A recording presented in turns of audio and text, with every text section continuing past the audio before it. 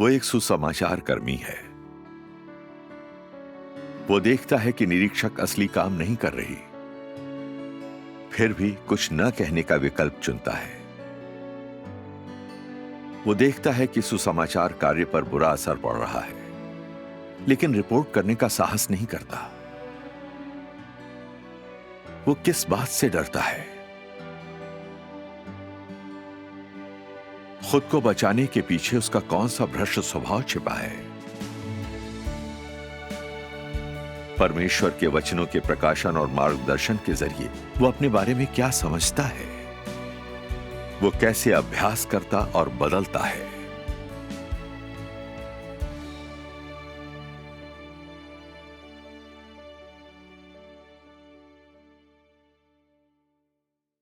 मैं सितंबर 2021 में कलीसिया में सुसमाचार साझा कर रहा था।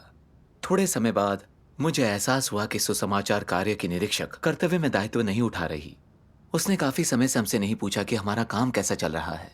जब वह आती तो बेमन से काम करती और कभी कोई असली समस्या हल नहीं करती थी। हमारे कामों में हमें उससे कोई मदद या लाभ नहीं मिलता था।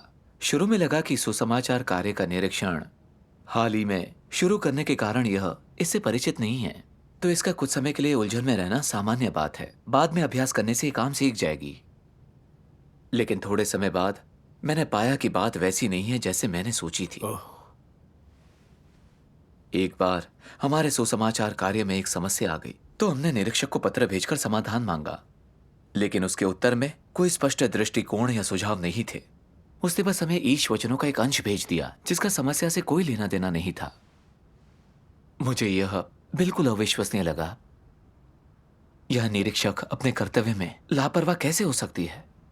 काम की जानकारी लेते समय वह समस्या का पता नहीं लगा पाती थी, और जब हम उसके पास जाकर पूछते तो उसके पास कोई स्पष्ट सुझाव नहीं होते थे। यह बहुत गैर जिम्मेदाराना रवैया था। क्या तुमने उससे इसका जिक्र किया? शुरू में मैंने एक सभा में इस मसले को उसके सामने उठाना चाहा, लेकिन मेरी कुछ आशंकाएं थीं। कहीं वह ऐसा तो नहीं कहेगी कि मैं अहंकारी हूं, बहुत ज्यादा पूछ रहा हूं, उसकी कमजोरी का फायदा उठाना चाहता हूं। अगर वह मेरी बात मानने के बजाय मेरी ही जिम्मेदारियों की जांच करने लगी तो क्या यह मुसीबत मोल लेना नहीं होगा? इस विचार से मैं उसके सामने मसला नहीं उठा पाया। बाद में मिलने पर मैंने मामले को उतना महत्व नहीं दिया और उसे बस याद दिलाया, हो सके तो हमारे काम के लिए भी थोड़ा समय निकाल कर देख लेना कि कोई समस्या तो नहीं। लेकिन मैं हैरान रह गया जब उसने कहा, आप काफी समय से सुसमाचार कार्य कर रहे हैं और सारे सिद्धांत मुझसे बेहतर समझते हैं, अच्छे परिणाम भी मिल रहे हैं, मैं तो बस आपसे सीख रही हूं। फिर जब भी मैं उसे हमारे काम पर ज्यादा ध्यान देने की याद दिलाता तो वह हमेशा ऐसा ही कुछ कह देती। मैंने मन में सोचा, ये कोई असली काम नहीं करती और हमेशा बहाने बना देती है। यह सत्य स्वीकारना नहीं है। निरीक्षक का मुख्य कार्य भाई बहनों के काम में आने वाली असली समस्याओं और कठिनाइयों का पता लगाकर उन्हें हल करना और उसकी प्रगति पर नजर रखना है। सही है। लेकिन वह किसी समस्या का पता लगाकर उसे हल नहीं कर पाई। वह कोई व्यवहारिक कार्य करने में सक्षम नहीं थी। अगर चीजें ऐसी ही रहीं तो इससे सुसमाचार कार्य प्रभावित होगा। बेशक। फिर मैंने इस समस्या को दोबारा उठाना चाहा ताकि वह समस्या जानकर उसे जल्दी ही ठीक कर सके। मगर मैंने फिर सोचा, मैं पहले खुद निरीक्षक रहा हूं और व्यवहारिक काम न कर पाने पर मुझे बर्खास्त कर दिया गया था। अगर मैं राय देने उसके पास आता रहा तो क्या उसे लगेगा मैं रुतबे को बहुत महत्व देता हूं? निरीक्षक न बनाए जाने के कारण क्या मैं जानबूझकर मीन मेक निकाल रहा हूं? वह मेरे बारे में खराब राय बनाकर मुझे मेरे कर्तव्य से बर्खास्त तो नहीं कर देगी? इसे छोड़ देना ही बेहतर है। शायद उसे काम का पर्याप्त अनुभव नहीं है। काम से और अधिक परिचित होने पर शायद वो ठीक हो जाए। इसलिए मैंने दोबारा उसके सामने मामले को नहीं उठाया। ओह, इसके बाद क्या हुआ? क्या वह बदल गई? वो नहीं बदली। कुछ समय बाद हमारे सुसमाचार कार्य में कुछ समस्या आई और हमने उससे मदद मांगी, पर उसने नजरअंदाज कर दिया और हमें खुद मसला हल करने को कहा। एक अन्य अवसर पर मैंने अचानक उसे यह कहते सुना कि उसे ठीक से इस बात की जानकारी नहीं है कि हमने कितने लोगों को अनुयायी बनाया है। इसलिए अगुआ के पूछने पर उसने ऐसे ही अंदाजे से कोई संख्या बता दी, जिससे उसमें और असली आंकड़ों में बहुत फर्क हो गया। ओह, उसे समझ नहीं थी कि यह धोखा है। क्या उसके मन में परमेश्वर का भय नहीं था? बिल्कुल। ये सुनकर मैं आग बबूला हो गया। हम उसे हर महीने अपने सुसमाचार कार्य की विशिष्ट स्थिति बताते थे। हमारे कार्य की खोज खबर लेकर ज्यादा मार्गदर्शन करने की याद भी दिलाई थी। पर उसे अभी तक ये नहीं पता कि एक महीने में कितने नए लोगों ने कलीसिया में प्रवेश किया है। वह किस प्रकार व्यवहारिक कार्य कर रही है। अपने कर्तव्य के प्रति ऐसे रवैये से वह निरीक्षक के रूप में कार्य कैसे कर सकती है। इसीलिए वह किसी समस्या का पता नहीं लगा पाई। इन व्यवहारों को देखकर मुझे लगा कि यह निरीक्षक व्यवहारिक कार्य करने में असमर्थ और नकली कार्य करता है, सुसमाचार कार्य के लिए उपयुक्त नहीं है। हाँ, मैं वाकई उसकी समस्याओं के बारे में एक रिपोर्ट लिखना चाहता था, लेकिन फिर मैंने सोचा, अगर निरीक्षक को पता चला कि मैंने उसकी रिपोर्ट की है, तो क्या वो ये नहीं सोचेगी कि मैं जानबूझकर उसका जीना दूभर कर रहा हूं? अगर उसने अगुआ से मेरे बारे में बुरा बोला, तो क्या अगुआ मुझे बर्खास्त नहीं कर देगा? यह सोचकर मैं एक बार फिर पीछे हट गया। फिर मैंने एक अन्य समूह की बहन लियू शियांगी को कहते सुना कि कैसे इस निरीक्षक ने कभी उनकी कोई व्यवहारिक समस्या हल नहीं की। जब उन्होंने उसे समूह के एक अहंकारी स्वभाव वाले इंसान के बारे में बताया, जो दूसरों की कमजोरियों का फायदा उठाकर उन पर हमला करता था और लोगों का कर्तव्य निभाना मुश्किल कर दिया था, तो निरीक्षक ने बस इस मामले को नजरअंदाज कर महत्वपूर्ण नहीं माना। अंत में समस्या हल करने का एकमात्र उपाय अगुआ को इसकी सूचना देना रहा। इस तरह के निरीक्षक को बर्खास्त नहीं किया गया तो सुसमाचार कार्य को और भी नुकसान उठाना पड़ेगा। बिल्कुल। शियांगी को ये कहते सुनकर मुझे बहुत अपराध बोध हुआ। मुझे पहले ही पता चल गया था कि इस निरीक्षक के साथ समस्याएं हैं, लेकिन खुद को बचाने के लिए मैंने कुछ नहीं कहा था। मैं सत्य का अभ्यास और कलीसिया के कार्य की रक्षा क्यों नहीं कर सकता? अपनी भक्ति के दौरान मैंने परमेश्वर के वचनों के कुछ अंश पढ़े। सर्वशक्तिमान परमेश्वर कहते हैं, कुछ नकली अगुआ ऐसे भी होते हैं जिनमें थोड़ी क्षमता होती है और जो थोड़ा काम भी कर सकते हैं, जो हर तरह के इंसान को संभालने के सिद्धांतों के बारे में थोड़ा बहुत जानते हैं, लेकिन किसी को ठेस पहुंचाने से डरते हैं, इसलिए बुरे लोगों और मसीह विरोधियों को रोकने की हिम्मत नहीं करते। वे शैतानी फलसफों से जीते हैं, ऐसे मामलों से अलग रहते हैं जिनसे उनका व्यक्तिगत सरोकार नहीं होता। वे इस बात की परवाह नहीं करते कि कलीसिया का कार्य प्रभावी है या नहीं, न ही इस बात की कि परमेश्वर के चुने हुए लोगों के जीवन प्रवेश को कितना बड़ा नुकसान हो सकता है। उन्हें लगता है कि ऐसी चीजों का उनसे कोई लेना देना नहीं है, इसलिए ऐसे नकली अगुआ के कार्यकाल के दौरान कलीसियाई जीवन का सामान्य क्रम सही हालत में नहीं रहता और परमेश्वर के चुने हुए लोगों के कर्तव्य और जीवन प्रवेश सुनिश्चित नहीं रह जाते। इस समस्या की प्रकृति क्या है? ऐसा नहीं कि ऐसे नकली अगुआ इसलिए काम नहीं कर पाते क्योंकि उनकी क्षमता खराब होती है, तो फिर वे किस तरह से नकली होते हैं? वे नकली इसलिए होते हैं क्योंकि उनकी मानवता के साथ समस्या होती है। अगुवाओं के रूप में उनके कार्यकाल के दौरान दुष्ट लोगों और मसीह विरोधियों द्वारा कलीसिया का कार्य बाधित और अव्यवस्थित किए जाने की समस्या का कोई समाधान नहीं हो सकता। कुछ भाई बहनों को इससे बहुत नुकसान होता है और ये कलीसिया के कार्य के लिए एक जबरदस्त आघात होता है।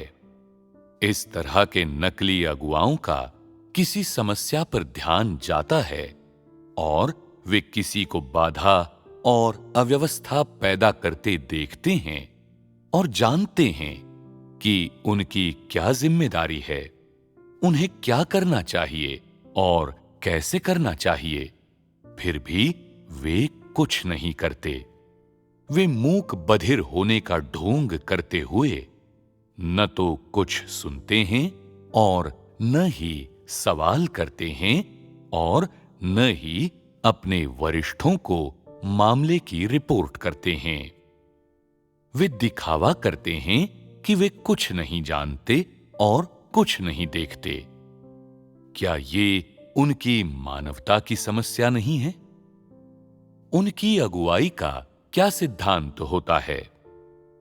मैं कोई व्यवधान या गड़बड़ी नहीं करता, लेकिन मैं ऐसा कुछ नहीं करूंगा जिससे किसी को ठेस पहुंचे या जो दूसरों की गरिमा पर हमला करे।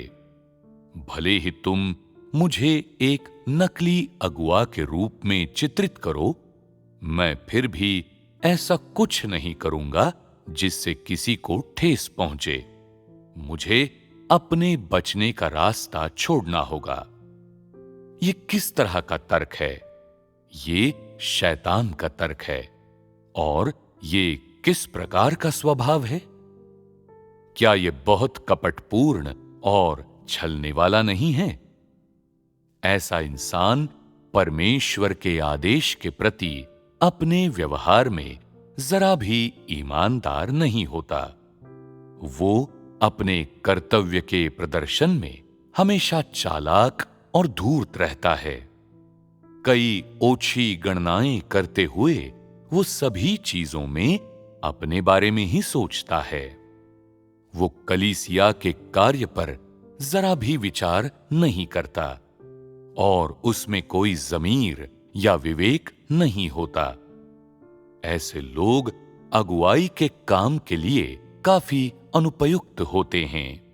मेरे विचार से इस तरह का इंसान कितना भी निष्ठावान या कितना भी सुनियंत्रित या अल्पभाषी या मेहनती और सक्षम क्यों न दिखे, ये तथ्य कि वो सिद्धांतों के बिना कार्य करता है और कलीसिया के कार्य के लिए कोई जिम्मेदारी नहीं लेता, मुझे उसे एक नई रोशनी में देखने के लिए बाध्य करता है। निष्कर्ष के रूप में मैं ऐसे लोगों को परिभाषित करूंगा। हो सकता है कि वे कोई बड़ी गलती न करें, पर वे बहुत कपटी और धोखेबाज होते हैं। वे बिल्कुल भी कोई जिम्मेदारी नहीं लेते, न ही वे कलीसिया का कार्य बिल्कुल भी कायम रखते हैं। उनमें कोई मानवता नहीं होती। मुझे लगता है कि वे किसी जानवर जैसे होते हैं। चालाकी में वे कुछ लोमड़ी की तरह होते हैं।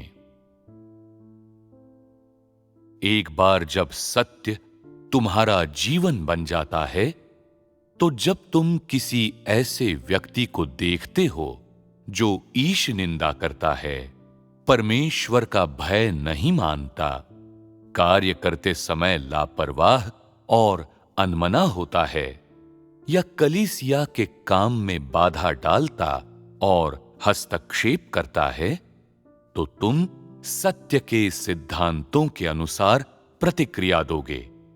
तुम आवश्यकतानुसार उसे पहचान कर उजागर कर पाओगे। अगर सत्य तुम्हारा जीवन नहीं बना है और तुम अभी भी अपने शैतानी स्वभाव के भीतर रहते हो, तो जब तुम्हें उन दुष्ट लोगों और शैतानों का पता चलता है जो कलीसिया के कार्य में रुकावट डालते हैं और बाधाएं खड़ी करते हैं, तुम उन पर ध्यान नहीं दोगे और उन्हें अनसुना कर दोगे। अपने विवेक द्वारा धिक्कारे जाए बिना तुम उन्हें नजरअंदाज कर दोगे, यहां तक कि तुम ये भी सोचोगे कि वो जो कलीसिया के कार्य में बाधाएं खड़ी कर रहा है, तुम्हारा उससे कोई लेना देना नहीं है।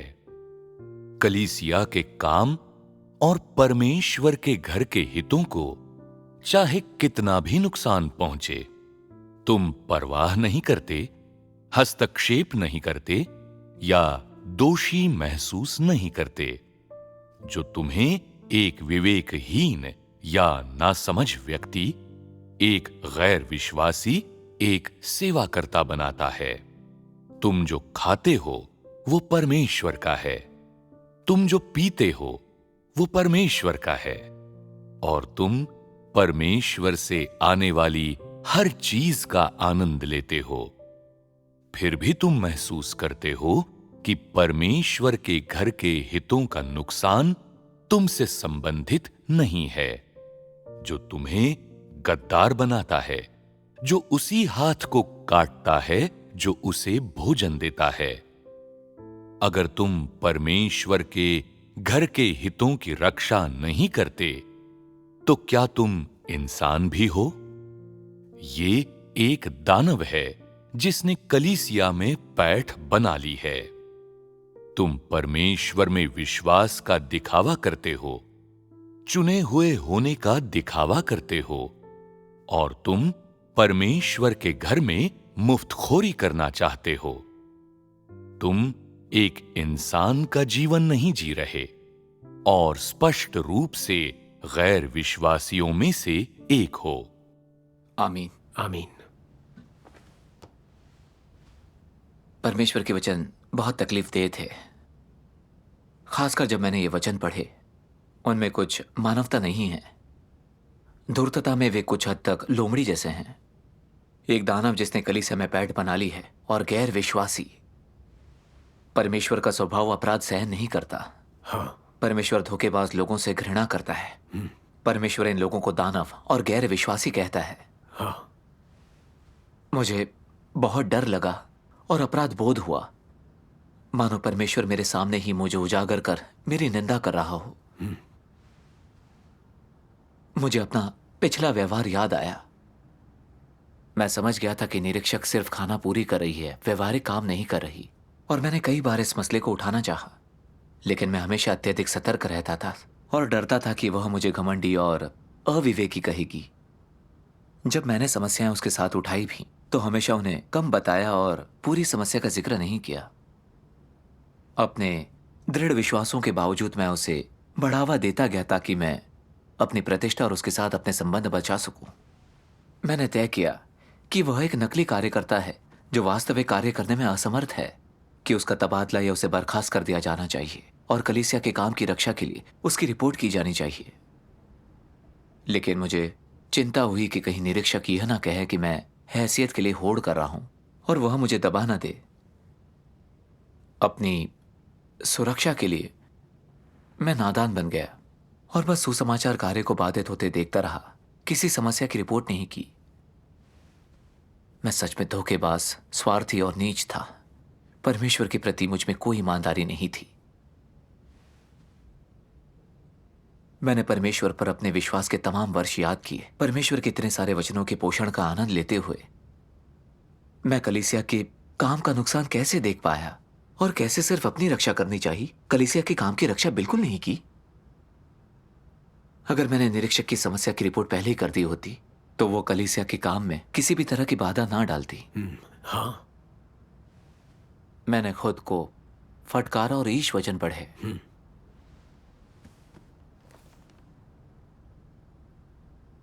बरसों से अपने अस्तित्व के लिए लोगों के विचारों ने उनके दिल को दूषित कर रखा है, जिससे वे विश्वासघाती, कायर और नीच हो गए हैं। उनमें ना इच्छा शक्ति है, ना संकल्प है। वे अभिमानी, स्वेच्छाचारी और लालची बन गए हैं। उनमें खुद से ऊपर उठने के संकल्प का सर्वथा अभाव है। उनमें इन अंधेरी ताकतों के बंधन से छूटने का साहस नहीं है। लोगों के विचार और जीवन इतने सड़े हुए हैं कि परमेश्वर पर विश्वास करने के बारे में उनके दृष्टिकोण विभत्स हैं। वे जब आस्था पर अपने दृष्टिकोण बताते हैं तो सुनना असहनीय होता है। सभी लोग कायर, अक्षम, नीच और दुर्बल हैं। उन्हें अंधेरी की शक्तियों के प्रति क्रोध नहीं आता। वे प्रकाश और सत्य से प्रेम नहीं करते। उन्हें बाहर निकालने का हर प्रयास करते हैं। आमीन। आमीन। परमेश्वर के वचनों पर विचार कर मैंने महसूस किया कि मुझे शैतान ने गहराई से भ्रष्ट कर दिया है और शैतान के जहर मेरे दिल की गहराई में जड़ जमा चुके हैं। शैतानी फलसफे, खुद को बचाओ, केवल आरोप से बचने का रास्ता सोचो, जितनी कम परेशानी उतना ही बेहतर, सबसे बाहर निकली कील ही हथौड़ी से ठोकी जाती है और पछताने से सुरक्षित रहना बेहतर है। मेरी प्रकृति और जीने के नियम बन गए थे जिन्होंने मुझे काबू में कर लिया था, जिसके कारण बोलते और काम करते हुए मैंने अपने हितों पर विचार किया। मैंने एक निरीक्षक को व्यवहारिक कार्य न करके कलीसिया के काम में देरी करते और उस पर बुरा असर डालते हुए भी देखा, मगर मैं नादान बन गया, चुप रहा और कलीसिया के काम की रक्षा नहीं की। मैं अनजाने ही शैतान का पक्ष लेकर उसके साथी के रूप में काम कर रहा था। मैं सच में परमेश्वर के लिए घृणास्पद था। हाँ, मैंने देखा कि ये सांसारिक फलसफे झूठ हैं जिनका इस्तेमाल शैतान लोगों को गुमराह करने के लिए करता है। इन चीजों के अनुसार जीकर मैं और ज्यादा धोखेबाज, दुष्ट, स्वार्थी और नीच ही बन सकता था। हाँ, अपने हितों की रक्षा के लिए मैं खुद को परमेश्वर और लोगों से बचाता रहा और कलीसिया में चाहे जो भी व्यवधान या गड़बड़ी हुई, मैं बेपरवाह, उदासीन और अलग ही रहा। मैं वे सत्य अमल में नहीं लाया जिन्हें लाना चाहिए था। मैंने जरूरी कर्तव्य पूरे नहीं किए। मुझ में जमीर, विवेक, मानवता या गरिमा नहीं थी। पश्चाताप ना करने पर अंततः परमेश्वर मुझसे घृणा कर मुझे निकाल देगा। सही है। ये सोचने पर मुझे बहुत पछतावा हुआ। मुझे शैतान ने इतनी गहराई से भ्रष्ट कर दिया कि मुझ में मानवता ही नहीं रही। मुझे खुद से बहुत नफरत हुई, लेकिन साथ ही मैंने सत्य का अभ्यास करने का संकल्प लिया। मैं इतना अविवेकी नहीं रह सकता। मुझे परमेश्वर की इच्छा पर ध्यान देना है और जल्दी से अगुआ को निरीक्षक की समस्या की रिपोर्ट करनी है। बाद में मैंने निरीक्षक के व्यवहारिक कार्य न करने के मामले की रिपोर्ट अगुआ को कर दी। अंततः तुम सत्य के अभ्यास के लिए शैतान के प्रभाव से मुक्त हो गए। परमेश्वर का धन्यवाद। रिपोर्ट भेजने के बाद मुझे अपने कंधों से एक बड़ा भार उतरा महसूस हुआ, लेकिन 2-3 दिन बाद भी अगुआ ने कोई जवाब नहीं दिया, तो मेरी शंकाएं लौटे बिना नहीं रहीं। अगुआ ने रिपोर्ट पढ़कर ये तो नहीं सोचा होगा कि मैं हैसियत के लिए होड़ कर रहा हूं या मैं जानबूझकर गलती निकाल रहा हूं। वह कुकर्मी होने का आरोप लगाकर मुझे निकाल तो नहीं देगा। यह सब कुछ सोचकर मेरा दिल दहल उठा। तो तुम अभी भी अपना बचाव कर रहे थे? हाँ। फिर तुमने अपनी इस हालत का पता लगाकर इसे हल कैसे किया? मैंने शियांगी से अपनी हालत के बारे में खुलकर बात की। उसने कहा, क्या आप इस तथ्य से इनकार नहीं कर रहे कि परमेश्वर के घर में सत्य का शासन चलता है? यह कहकर उसने परमेश्वर के वचनों का एक अंश मुझे पढ़कर सुनाया।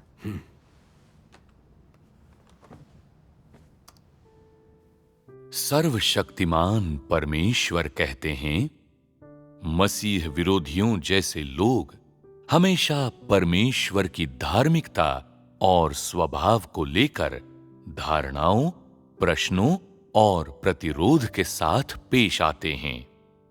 वे सोचते हैं ये केवल एक सिद्धांत है कि परमेश्वर धार्मिक है। क्या वास्तव में इस दुनिया में धार्मिकता जैसी कोई चीज होती है? अपने जीवन के तमाम वर्षों में मैंने उसे एक बार भी न पाया है न देखा है। दुनिया बहुत अंधेरी और दुष्ट है। यहां बुरे लोग और दानव काफी सफल हैं, संतोष से जी रहे हैं। मैंने उन्हें वो मिलते हुए नहीं देखा जिसके वे हकदार हैं। मैं नहीं देख पाता कि इसमें परमेश्वर की धार्मिकता कहां है। मैं सोचता हूं, क्या परमेश्वर की धार्मिकता असल में मौजूद भी है? उसे किसने देखा है? उसे किसी ने नहीं देखा और न ही कोई उसे प्रमाणित कर सकता है। अपने मन में वे यही सोचते हैं। वे परमेश्वर के सारे कार्य, उसके सारे वचन और उसके सारे आयोजन इस विश्वास की नींव पर नहीं स्वीकारते कि वो धार्मिक है, बल्कि हमेशा संदेह और आलोचना करते रहते हैं। हमेशा धारणाओं से भरे रहते हैं जिनके समाधान के लिए वे कभी सत्य की तलाश नहीं करते। मसीह विरोधी हमेशा इसी तरह से परमेश्वर पर विश्वास करते हैं। क्या उन्हें परमेश्वर पर सच्ची आस्था होती है? नहीं होती। जब भी परमेश्वर की धार्मिकता की बात आती है, मसीह विरोधी हमेशा संदेह की स्थिति में रहते हैं। उदाहरण के लिए, जब कलीसिया के कार्य में कोई समस्या उत्पन्न होती है, तो चाहे दोष कितना भी गंभीर हो और उसके कुछ भी परिणाम हो, मसीह विरोधी की पहली प्रतिक्रिया खुद को दोष मुक्त करने और किसी और पर दोष मढ़ने की होती है। जिम्मेदार न ठहराए जाने के लिए वो मामले की सच्चाई छिपाने के लिए खुद से ध्यान भी हटा सकता है। कुछ सही अच्छी अच्छी बातें कहते हुए सतही भागदौड़ भी कर सकता है। सामान्य समय में लोग इसे नहीं देख पाते, लेकिन जब उन पर कुछ विपत्ति आती है तो मसीह विरोधी की कुरूपता प्रकट होती है। अपने सारे कांटे खड़े किए किसी साही की तरह वो कोई भी जिम्मेदारी न लेने की इच्छा रखते हुए अपनी पूरी ताकत से अपनी रक्षा करता है। ये कैसा रवैया है? क्या ये इस बात पर विश्वास न करने वाला रवैया नहीं है कि परमेश्वर धार्मिक है?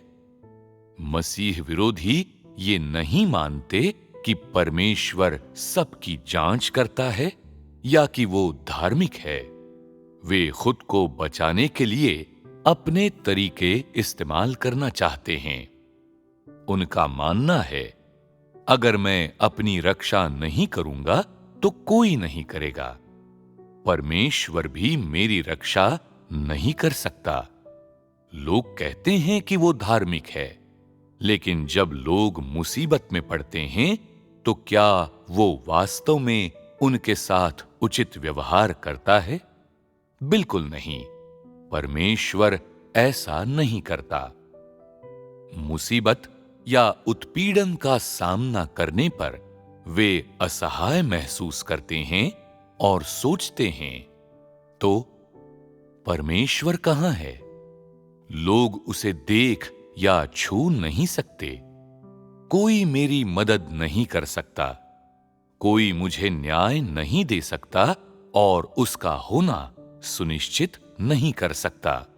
उन्हें लगता है कि अपनी रक्षा करने का एकमात्र उपाय अपने तरीकों से अपनी रक्षा करना है, वरना उन्हें नुकसान उठाना पड़ेगा। उन्हें धमकाया और सताया जाएगा। परमेश्वर का घर भी इसका अपवाद नहीं है। वे केवल प्रतिष्ठा और हैसियत के पीछे भागने की परवाह करते हैं और कलीसिया के कार्य को बनाए रखने के लिए कुछ नहीं करते। जो कोई कुछ बुरा करता है और परमेश्वर के घर के हितों को नुकसान पहुंचाता है, वे उसे उजागर या उसकी रिपोर्ट नहीं करते, बल्कि ऐसा जताते हैं मानो उन्होंने इसे देखा ही न हो। चीजें संभालने के उनके सिद्धांतों और उनके आसपास जो कुछ भी होता है, उसके प्रति उनके व्यवहार को देखते हुए क्या उन्हें परमेश्वर के धार्मिक स्वभाव का कोई ज्ञान है? क्या उनमें कोई आस्था है? नहीं है। यहां नहीं है का अर्थ ये नहीं कि उन्हें इसके बारे में जानकारी नहीं होती, बल्कि ये है कि वे अपने हृदय में परमेश्वर के धार्मिक स्वभाव पर सवाल उठाते हैं। वे न तो मानते हैं और न ही स्वीकारते हैं कि परमेश्वर धार्मिक है। आमीन। परमेश्वर प्रकट करता है कि मसीह विरोधी का स्वभाव अस्थिर और कपटपूर्ण होता है। वे सभी चीजों और लोगों को अपनी अंतर्दृष्टि से देखते हैं और संदेह के आभास के साथ समस्याओं का सामना करते हैं। वे परमेश्वर की संप्रभुता पर विश्वास नहीं करते कि परमेश्वर सभी चीजों की जांच करता है। इस पर तो बिल्कुल नहीं कि परमेश्वर का स्वभाव धार्मिक है। इसलिए जब वे किसी को कलीसिया के काम को नुकसान पहुंचाते देखते हैं तो वे हमेशा अपनी और अपने निजी हितों की रक्षा करते हैं और सत्य का अभ्यास बिल्कुल नहीं करते। मानो अगर उन्होंने सावधान रहकर अपनी रक्षा नहीं की तो उन्हें दबाया, दंडित किया जाएगा। मैंने देखा कि मैं भी मसीह विरोधी जैसा ही हूं। मैंने परमेश्वर की धार्मिकता पर विश्वास नहीं किया और ना इस पे कि परमेश्वर के घर में सत्य और धार्मिकता का राज चलता है। मैंने देखा कि निरीक्षक व्यवहारिक कार्य नहीं कर रही, लेकिन मैं चिंतित रहा और रिपोर्ट करने की हिम्मत नहीं की। जब मैंने अंततः रिपोर्ट लिखने का साहस जुटाया भी, तब भी परमेश्वर की धार्मिकता की सच्ची समझ ना होने के कारण जब मैंने देखा कि अगुआ ने कई दिन बाद भी जवाब नहीं दिया तो मैं सतर्क हो गया। मुझे डर लगा कि अगुआ नकली कार्यकर्ता से नहीं निपटेगा और मुझे लोगों की कमजोरियों का फायदा उठाने वाले इंसान की तरह निकाल दिया जाएगा। मैं सचमुच धोखेबाज था। मुझे परमेश्वर पर कोई विश्वास नहीं था। क्या मैं परमेश्वर की धार्मिकता और सभी चीजों पर उसकी संप्रभुता को नकार नहीं रहा था? मैं परमेश्वर के सभी चीजों के आयोजन को एक गैर विश्वासी के नजरिए से देख रहा था और मैं कलीसिया अगुवाओं के प्रति आशंकित और सतर्क था। मुझे लगा कलीसिया भी बाहरी दुनिया की तरह ही अन्यायी और अधार्मिक है। यह परमेश्वर पर विश्वास करना कैसे था? क्या यह परमेश्वर की बदनामी और निंदा नहीं थी? सही है। मैंने तब परमेश्वर के वचनों पर विचार किया।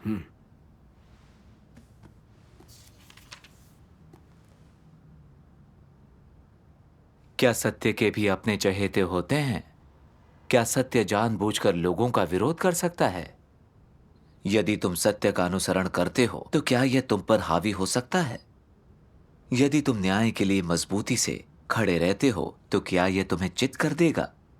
यदि जीवन की तलाश सच में तुम्हारी आकांक्षा है तो क्या जीवन तुम्हें चकमा दे सकता है?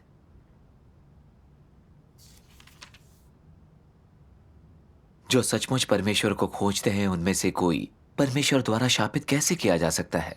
सही समझ और संवेदनशील अंतःकरण रखने वाला कोई व्यक्ति परमेश्वर द्वारा शापित कैसे किया जा सकता है? जो सचमुच परमेश्वर की आराधना और सेवा करता है उसे परमेश्वर के कोप की आग द्वारा कैसे भस्म किया जा सकता है? जो परमेश्वर की आज्ञा का पालन करने में प्रसन्न रहता है उसे परमेश्वर के घर से बाहर कैसे निकाला जा सकता है? जो परमेश्वर से पर्याप्त प्रेम करता है वह परमेश्वर की सजा में कैसे रह सकता है? जो परमेश्वर के लिए सब कुछ त्यागने के लिए तैयार है उसके पास कुछ न बचे, ऐसा कैसे हो सकता है? आमीन। आमीन। हाँ, परमेश्वर का सार धार्मिक और विश्वसनीय है। परमेश्वर द्वारा व्यक्त सत्य मनुष्य के अभ्यास करने और जीने के लिए है। सत्य का अनुसरण और अभ्यास करना और कलीसिया के कार्य की रक्षा करना बेशक एक सकारात्मक बात है जिसे परमेश्वर की स्वीकृति मिलती है।